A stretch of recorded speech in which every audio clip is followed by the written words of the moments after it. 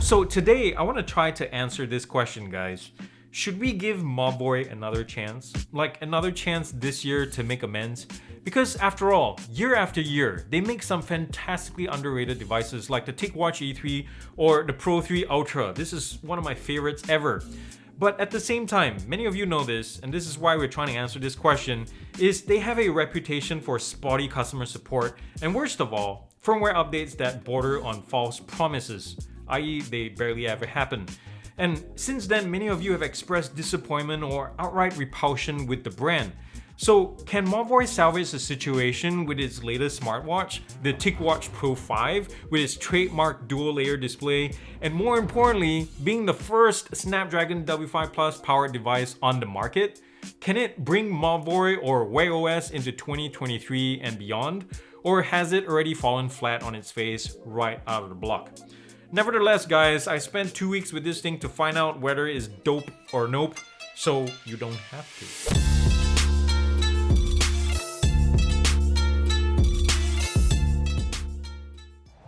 Probably the biggest draw of the TicWatch Pro 5 is the performance, and it comes in the form of the Snapdragon W5 Plus chipset with 2GB of RAM and 32GB of storage. The older model was a Snapdragon 4100 with a MOBVOI coprocessor, less RAM like 1GB, and then storage was only 8GB.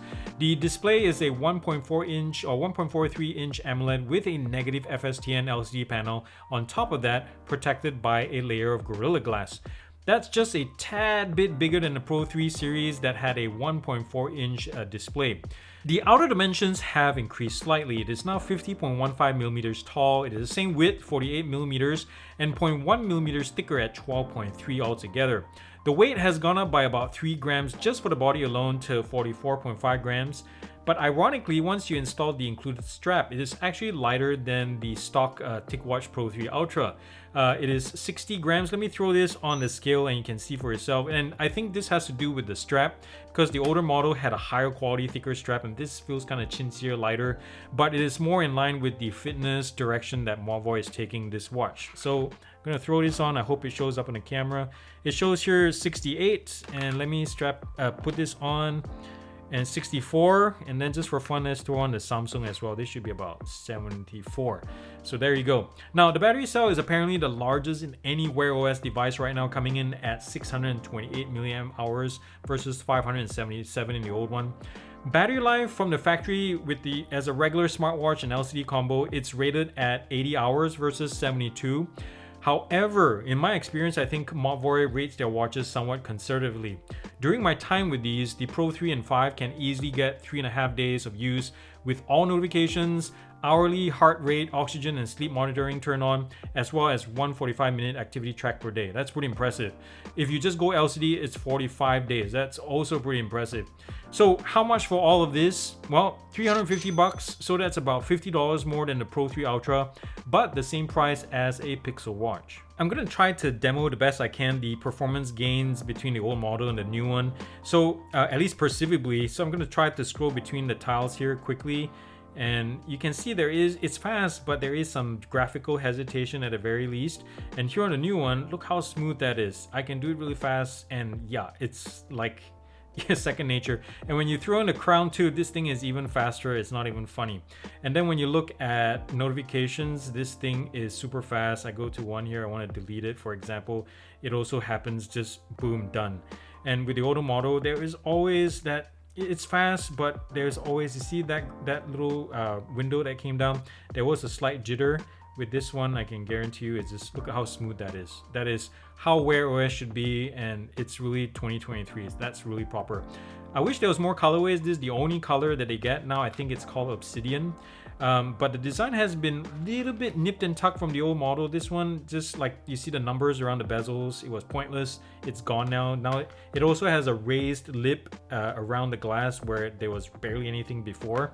And the button arrangements, this is the big one, has changed to mimic the Pixel watch with the crown and the multifunction button right here. On this side, we have the speaker grill, and on the other is just like before, the mic is at the same location. And here we have the proprietary charging pins. It's identical to the older model, so you can swap chargers if you want to. But again, just like all other watchmakers, I wish they were standardized their chargers. The battery cover is plastic, and you can see the sensor packages are completely different. MOBVOI has all the latest health monitoring and fitness tracking sensors in one package now. PPG, heart rate, SpO2, skin temperature sensors, VO2 max, and stress monitoring. There is no period tracking as far as I can tell. There is multi-GNSS, GPS, barometric, and altimeters. Yeah, it's quite the package. At the top here, we have the barometric sensor port right there, and the strap is 22 millimeters with a spring pin, so it's a quick release, and you can swap it out with any aftermarket kind of strap if you like. A quick mention about haptics. It's actually pretty good. When I'm scrolling with the crown like this or getting the notifications, for example, I can definitely feel it through the back onto my wrist. Button presses are also not bad as well. The spring back is pretty good. When you press it, there's also a nice click to it. The crown actually feels the best between the two, only because I think this is too flush to the body. But otherwise, I like the feedback of both. They're actually quite similar in the action or button action to the older model for what it's worth. Two really cool features added to Essential mode, or basically the LCD panel this time, which are really helpful. The first one is called heart rate zone backlights. It's basically 6 different colors that they use to indicate like what your heart is doing, like warm up, cardio, dangerous heart rate zones, that kind of thing when you're working out. So it's really nice. And the other one is an upgraded display. In the past, when you're just using the LCD, it would track like your steps and your heart rate. Now you can switch between different tiles to show notifications, heart rate, blood oxygen levels, calories, and also a compass. That's bloody darn awesome. If there were any lingering doubts, guys, whether the Snapdragon W5 series is a modern SoC or not, well, seeing it in action as you swipe or scroll between graphic-intensive tiles or watch faces, process voice commands, or even basic things like typing, words like speed and smoothness are exactly that come to mind. Gone is the stutter when you try to quickly switch between cards or tiles, or you know what I'm talking about here, that awkward delay when you try to bring up the on-screen keyboard like after a fresh reboot. Yeah, that one is gone. And the W5 Plus, which is really essentially a standard W5 with a co-processor attached to it, seems to even keep the health sensors running with the sort of immediacy that even the older but still pretty potent 4100 Plus can only dream of. Unless you've been living under a rock for the past couple of years, most of us know that the Samsung Galaxy Watch series have these super awesome physical or virtual rotating bezels to quickly navigate around the watch if you want to. The Pro 5 on the other hand gets a rotating crown instead, which I'm glad to report operates as smooth as butter. If anything, it really shows off what the 2 gigs of RAM and the Snapdragon can do in real life. I mean, there's like a certain pep and snap when zooming through settings and tiles or even playing around in Google Maps that I would dare say is kind of fun. This display, or rather displays, are fantastic, guys, and I want to talk about the AMOLED first. Direct viewing is good, off-center viewing is decent, but about on par with others on the market. Colors and images are bright, and so is text, is easy to read. Outdoor viewing is good enough, although it still can't hold a candle to the 1000 nits on a Samsung Galaxy Watch 5 or the Huawei Watch 3. I think this is like maybe 60% there. Another couple of things. I do wish that the light sensor when you're moving from a bright to dark area, for example, was a little bit more responsive. And secondly, I wish there were like finer adjustment levels for display brightness than just the 3 available. On the Samsung, it's like a 0 to 100% constant dial. On top of that AMOLED display is an LCD, just like your old school Timex or Casio watches. Of course, you have the option to just use the AMOLED if you want to exclusively, even as an always-on display or AOD. Or if you want to add the LCD on top of that to function as the AOD any time of the day or based on whatever schedule you specify, you can do that too. Or if you just want to use the LCD alone and stretch the battery to like what, 1.5 months, that's craziness, you can switch to what they call Essential mode. And I praise the older version of Essential mode for not forsaking heart rate monitoring and step tracking. And as we saw earlier in the demo, the Pro 5 takes it even further. It's pretty darn awesome. And if you haven't seen it yet, you should just rewind and go back and watch this section. It's actually pretty darn cool. I've said this before and I'll say it again. It's worth repeating. Smartwatches that require daily charging should be banned from existence, no matter what the excuses are. What is this, 1998 or something? And I didn't pull that number out of the air either. That was the year of the first smartwatch, the Seiko Ruputer. It wasn't great, but even it had 30 hours of battery, guys. Yeah, we've definitely advanced as a race since then. But anyways, probably the reason why I love the Pro 3 and also the Pro 5 is they could always break 4 to 5 days in normal smartwatch use without even breaking a sweat, without the need to tap into any of those ultra low power mode nonsense that other manufacturers use to proclaim maximum run times. Battery anxiety? What battery anxiety? Probably the biggest and most welcome piece in the MOBVOI atmosphere is that you don't need to install 2 apps to get this watch set up and updated like before. The Wear OS app is just not needed anymore. All pairing, setup, and onboarding is handled fully by the MOBVOI Health app. Something to note is that because of how Wear OS 3 handles things, MOBVOI had to create a new app that only supports this new watch, even though it's literally functionally identical to the previous MOBVOI app. I've gone into full detail of that app and therefore by extension this new old app in the Pro 3 Ultra video, so be sure to check that one out. It's confusing, I know.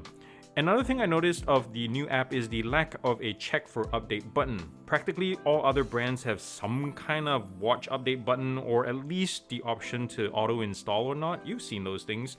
And I haven't personally seen it anywhere here, and it honestly worries me, guys, considering especially MOBVOI's update history. However, I also have a problem with said battery life. Because here's the thing, on paper, the W5 Plus chipset claims to be up to 50% more power efficient, which even based on my subpar Asian math and when combined with the now larger 628 mAh battery cell, ought to translate to 6 to 7 days of use. But in reality, I'm definitely not getting that. The Pro 5 consistently runs out of juice ahead of my Pro 3 Ultra by a quarter of a day. And just for reference, even the more feature-packed Samsung Galaxy 5 Pro gives me 3.5 days thanks to recent firmware optimizations. So yeah, to say that this aspect of the battery life, even though it's strong, it left me disappointed. I was hoping for really 6 to 7 days. Kind of left me disappointed is an understatement. Perhaps like Samsung, maybe an update can alleviate this. And I mean, even MOBVOI recently by their own admission has said that they're continuing to have challenges fully optimizing Wear OS with their double screen setup. So who knows? While TicWatch and practically most watch models out there for that matter do capture a fair amount of unique metrics for each of their core activities such as running, walking, cycling, maybe sometimes lap swimming or hiking, for a watch or a brand that lately has claimed to be more fitness focused, I was hoping to see more robust, granular fitness metrics specific to other sports as well. I guess I've become more accustomed to Coros and Garmin watches lately where, say for track running or walking, those watches dynamically track what lane you're using and then calculate distance and speed based on that. It's pretty techy, but pretty nice to have. Or while rock climbing or bouldering indoors or outdoors, it's really cool to see a watch giving you the ability to enter route difficulty or track fall distances or frequencies, those kind of things. And what I'm trying to say is that it seems kind of ridiculous that out of the 4 or maybe 5 core activities on the Pro 5, the other 95 activities available on the watch doesn't track anything special beyond generic bio and IMU info. Come on, MOBVOI, the Pro 5's processing power and battery life can handle it, so yeah, get it done. There is a built-in speaker here, but for some reason, you can't play music from the pre-installed Spotify or YouTube music apps. And worst of all, Google Assistant is not yet enabled. What the heck? If it's a problem for me, I'm guessing it's going to be a problem for you. So here's the thing. I really want the TicWatch Pro 5 to succeed. I really do. Here in the open water where Apple and Samsung are basically the alpha predators and then maybe the Pixel Watch lurking in the sidelines, nibbling at the leftovers, the Pro 5 needs something to stand out if it really wants a chunk of that pie. And in many ways, it does, just like the 3 Ultra. It's actually my favorite smaller brand Wear OS smartwatch right now, even with flaws included. The AMOLED/ultra low powered LCD combo is actually practical. The Snapdragon W5 Plus with plenty of RAM and internal storage really pushes the watch as well as Wear OS as a whole into modernity. For the price, you're getting plenty of performance, health tracking prowess, as well as tech. However, I think the UI itself is a little too stock Wear OS. It kind of lacks the customization and quality of life improvements that bigger brands like Samsung offer. The other elephant in the room, let's not forget, is OTA updates. This is something MOBVOI really needs to make good with this watch. And unfortunately, all I can say right now, it's a little bit too early to say so, is only the next few months will tell. More immediately, I want to see Google Assistant integration, so MOBVOI, if you're listening. But your best bet is to wait till Christmas or something, and then by then we ought to have a clearer picture of how well updates are being handled by the company.